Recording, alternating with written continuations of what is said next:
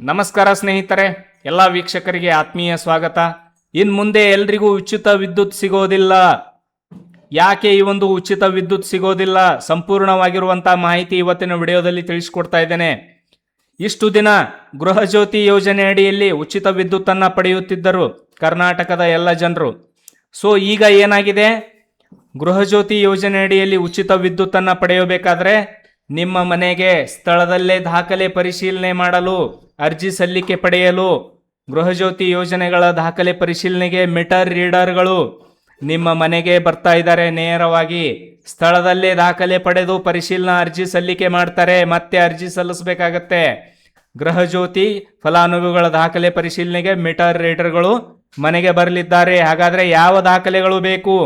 ಸಂಪೂರ್ಣ ಮಾಹಿತಿಯನ್ನ ತಿಳಿಸ್ಕೊಡ್ತೇನೆ ನೋಡಿ. ಇಲ್ಲಿ ಸಿಬ್ಬಂದಿಗೆ ಸಹಕಾರ ನೀಡಿ ಪ್ರಕ್ರಿಯೆಯನ್ನು ಸುಗಮವಾಗಿಸಿ ಅಂತ ಇಲ್ಲಿ ಹೆಸ್ಕಾಂ, ಬೆಸ್ಕಾಂ, ಸೆಸ್ಕಾಂ, ಮೆಸ್ಕಾಂ ಇಲಾಖೆಯಿಂದ ಇಲ್ಲಿ ಜಾರಿ ಮಾಡಿದ್ದಾರೆ ಈ ಒಂದು ಸಂದೇಶವನ್ನ. ಮೀಟರ್ ರೀಡರ್ಗಳು ಬಂದಾಗ ಈ ದಾಖಲೆಗಳನ್ನು ಸಿದ್ಧ ಇಟ್ಟುಕೊಳ್ಳಿ. Aadhaar card, voter ID, ration card, PAN card, passport ಅಳತೆಯ ಫೋಟೋ, ಜಾತಿ ಪ್ರಮಾಣ ಪತ್ರ ಅನ್ವಯಿಸಿದರೆ ಮಾತ್ರ, ಹಾಗೂ ಬಾಡಿಗೆ ಕರಾರು ಪತ್ರ. ಇದರ ಅರ್ಥ ಏನಂದ್ರೆ, ನಿಮ್ಮ ಹತ್ರ ಆಧಾರ್ ಕಾರ್ಡ್ ಇರುತ್ತೆ, ವೋಟರ್ ಐಡಿ ಇರುತ್ತೆ, ರೇಷನ್ ಕಾರ್ಡ್ ಇರುತ್ತೆ, ಪ್ಯಾನ್ ಕಾರ್ಡ್ ಇರುತ್ತೆ, ಯಾವುದಾದ್ರೂ ಒಂದು ರೇಷನ್ ಕಾರ್ಡ್, BPL ಇರಬೇಕಂತ ಏನಿಲ್ಲ, ಪಾಸ್ಪೋರ್ಟ್ ಅಳತೆ ಫೋಟೋ ಕೂಡ ಇರುತ್ತೆ, ಹಾಗೂ ಜಾತಿ ಪ್ರಮಾಣ ಪತ್ರ ಅನ್ವಯಿಸಿದರೆ ನಿಮಗೆ ಸಿಗ್ತಾ ಇದ್ರೆ ಮಾತ್ರ ಇಟ್ಕೊಳ್ಳಿ, ಇಲ್ಲಾಂದ್ರೆ ಏನು ತೊಂದರೆ ಇಲ್ಲ.